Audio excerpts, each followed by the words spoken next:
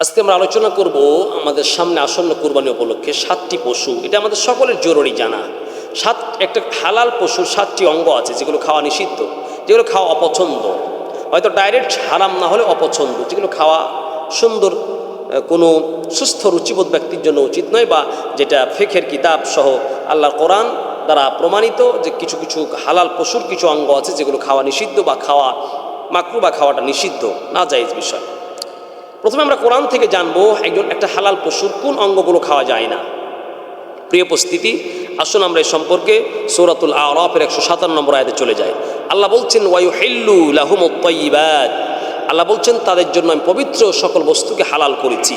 ওয়ায়ুহাররিমু আলাইহিমুল খাবাইথ, এবং খবায়েথ যেগুলো নোংরা, খবিথ পচা দুর্গন্ধ, অতএব কিছু বিষয় আছে যেগুলো ঘৃণিত, এগুলোকে আমি তাদের জন্য ওয়ায়ুহাররিমু শব্দ ব্যবহার করেছেন, হারাম করেছি।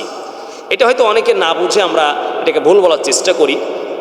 তো আল্লাহ এখানে বলছেন ওয়ায়ুহাররিমু আলাইহিমুল খাবাইথ, যে কিছু নোংরা জিনিসগুলিকে আমি আল্লাহ পাক খাওয়া তাদের জন্য হারাম করেছি। নোংরা আপনার তবায়ে সালিম, অর্থাৎ সুস্থ কোনো সুরুচিবোধ মানুষ যেটা দেখলেই আপনার দৃষ্টিতে যেটা খারাপ মনে হবে সেই জিনিসটি ধরেন আপনি খারাপ মনে করেন, তবে আমরা এটা নিজের মন মস্তিষ্ক প্রসূত ব্যাখ্যা না করে আমরা সাহাবীদের আসার এবং ফিকহার ইমামদের থেকে এটা গ্রহণ করার চেষ্টা করছি। তাহলে আল্লাহ বলছেন ওয়ায়ুহাররিমু আলাইহিমুল খাবাইথ, হারাম করা হয়েছে তাদের জন্য যেগুলো নোংরা এবং খবিথ, যেগুলো সাধারণত ভালো নয়। এখন এই যে আয়াতটাতে বলা হয়েছে সূরাতুল আরাফের 157 নম্বর আয়াতে, এই আয়াতটা তাফসীর করতে গিয়ে বাদায়ুস সানায়ে, একটা ফিকহের কিতাব, এই আয়াতের ব্যাখ্যায় এই আয়াতের অধীনে কিতাবের বাদায়ুস সানায়ে কিতাবের মধ্যে উল্লেখ করা হয়েছে ওয়া হাযিহিল আশিয়াউস সাবআ, এই 7টি জিনিস মিম্মা তাখতাবিসুহু তাবায়ুস সালিমা, যেগুলো সুস্থ রুচিসম্পন্ন মানুষ যেগুলোকে ঘৃণা মনে করে, ফাকানাত মুহরিমা, সেগুলি হচ্ছে হারাম। তাহলে এই আয়াতটির ব্যাখ্যা করলেন একজন জগৎ বিখ্যাত মুসান্নিফ বাদায়ুস সানায়ে রাহিমাহুল্লাহু তাআলা, বাদায়ুস সানায়ে কিতাবের লেখক। এটি একটি ফিকহের কিতাব, হানাফি মাযহাবের শ্রেষ্ঠ একটি গ্রহণযোগ্য কিতাব। এই কিতাবের মধ্যে যে 7টি বিষয়ের কথা, যে এমন 7টি বিষয় যেগুলো সুরুচিবোধ সম্পূর্ণ মানুষ যেগুলোকে অপছন্দ করে, এটি আমরা কিতাবুল আসার মুহাম্মদ রহমতুল্লাহ আলাইহি লিখিত কিতাবুল আসার ইমাম মুহাম্মদ রহমতুল্লাহ আলাইহি হাদিস নম্বর 808 এবং মুসান্নাফ আব্দুর রাজ্জাক হাদিস নম্বর 8771, বাদায়ুস সানায়ে 4 নম্বর খণ্ড 190 নম্বর পৃষ্ঠায় উল্লেখ করা হয়েছে কারিহা রাসূলুল্লাহ সাল্লাল্লাহু আলাইহি ওয়াসাল্লাম মিনাশ শাতি সাবআন, একটা ছাগল থেকে রাসূলুল্লাহ সাল্লাল্লাহু আলাইহি ওয়াসাল্লাম, অর্থাৎ যদিও ছাগল এখানে উল্লেখ করা, কিন্তু উদ্দেশ্য হচ্ছে হালাল পশুর 7টি অঙ্গ রাসূলুল্লাহ সাল্লাল্লাহু আলাইহি ওয়াসাল্লাম অপছন্দ করতেন। একটি হচ্ছে আল মারারাতা, একটি যেটা হচ্ছে মূত্রথলি,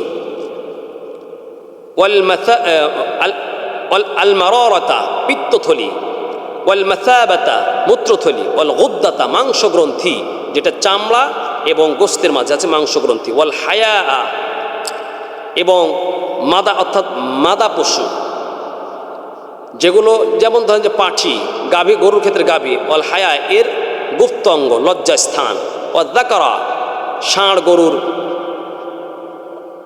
লজ্জাস্থান, ওয়াল উনসাইনে এবং অন্ডকোষ, ওয়াদ দামা এবং প্রবাহিত রক্ত, এই যে 7টি অঙ্গ। 1 নম্বর হচ্ছে আল মারারাতা পিত্তথলি, যেটাতে পিত্ত থাকে এই থলিটা, ওয়াল মাসাবাতা মূত্রথলি, যে জায়গাটাতে মূত্র থাকে মূত্রথলি একটা আছে, ওয়াল গুদ্দাতা মাংসগ্রন্থি, যেটা চামড়া এবং গোস্তের মাঝে থাকে, ওয়াল হায়া মাদি পশুর লজ্জাস্থান, ওয়াদ যাকারা এবং ষাঁড় তথা ষাঁড়ের লজ্জাস্থান, ওয়াল উনসাইনে এবং ওয়াল উনসায়াইনে অন্ডকোষ, ওয়াদ দামা এবং প্রবাহিত রক্ত, এই যে 7টি অঙ্গ, এটি খাওয়া ইসলামী শরিয়ার দৃষ্টিকোণ থেকে চূড়ান্ত পর্যায়ের হারাম না হলে, যেমন রক্ত ব্যবহারে চূড়ান্ত কথা হয়েছে, এটি পরিপূর্ণ হারাম।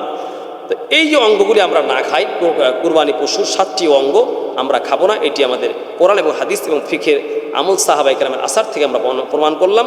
আবারও বলছি, এটি হচ্ছে মূত্রথলি, পিত্তথলি, 2 নম্বর হচ্ছে মূত্রথলি, 3 নম্বর হচ্ছে মাংসগ্রন্থি, 4 নম্বর হচ্ছে মাদা পশুর গুপ্তাঙ্গ, 5 নম্বর হচ্ছে পুরুষ অর্থাৎ ষাঁড় পশুর, অর্থাৎ যেটা বেটা পশু আমরা সাধারণত বলে থাকি, এর লজ্জাস্থান।